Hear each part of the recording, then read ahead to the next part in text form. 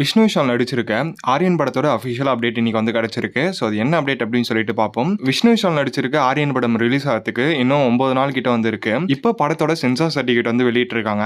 So படத்தை பொறுத்த வரைக்கும் எல்லாருமே ஏ கிரேடா இருக்கும் அப்படின்னு சொல்லிட்டு நினைச்சிருந்தாங்க. ஆனால் இப்போ பார்த்தீங்கன்னா யூஎஸ் சர்டிஃபிகேட் தான் வந்து கொடுத்துருக்காங்க. படத்தோட ரன் டைம் பொறுத்த வரைக்கும் 2 ஹவர்ஸ்க்கு மேலே தான் வந்து இருக்க போகுது. இந்த ஒரு படத்தில் ஆன்டகனிஸ்டா செல்வராகவன் வந்து நடிச்சிருக்காரு. ஸோ படத்தோட அவுட்புட் எப்படி இருக்க போகுது அப்படின்னு சொல்லிட்டு நம்ம வெயிட் பண்ணி பார்ப்போம். நெல்சனோட டைரக்ஷன்ல ரஜினிகாந்த் வந்து ஜெயிலர் 2 நடிச்சிட்டு இருக்காரு அப்படின்னு சொல்லிட்டு எல்லாருக்குமே தெரியும்.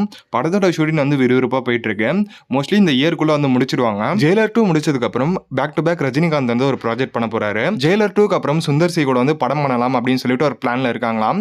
ஸோ அது அஃபிஷியல் அப்டேட் கிடையாது. இதே மாதிரி தான் கமலஹாசனும் வந்து அன்பரியோட டைரக்ஷன்ல அவரோட K-37 படம் வந்து பண்ணிட்டு இருக்காரு. சப்போஸ் இந்த படம் வந்து சீக்கிரமா ஷூட்டிங் எடுத்து முடிச்சிட்டாங்கன்னா இன்னொரு படத்துக்கு வந்து சைன் பண்றதுக்கு நிறைய வாய்ப்புகள் இருக்கு. ஸோ ரஜினிகாந்த் கமலஹாசனை பொறுத்த வரைக்கும் பேக் டு பேக் படம் வந்து பண்ண போறாங்க.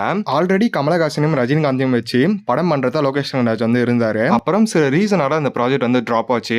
இப்ப திருப்பியும் வந்து அந்த படத்தை வந்து எடுத்து பண்றதா லோகேஷ் கனகராஜ் வந்து இருக்காராம். எப்படியா இருந்தாலும் லோகேஷ் கனகராஜ் ஒரு நல்ல ப்ராஜெக்ட் பண்ணி ஒரு கம்பேக் கொடுத்தாருன்னா நல்லா தான் இருக்கும். ஸோ நம்ம வெயிட் பண்ணி பார்ப்போம் வேற என்ன அப்டேட்ஸ் கிடைக்குதா அப்படின்னு சொல்லிட்டு. இவ்வளோதான் கைஸ் இன்னைக்கான அப்டேட்ஸ். இது மாதிரி எல்லா அப்டேட்ஸும் தெரிஞ்சுக்கணும்னா சேனலை சப்ஸ்கிரைப் பண்ணி வச்சுக்கோங்க. Bye guys.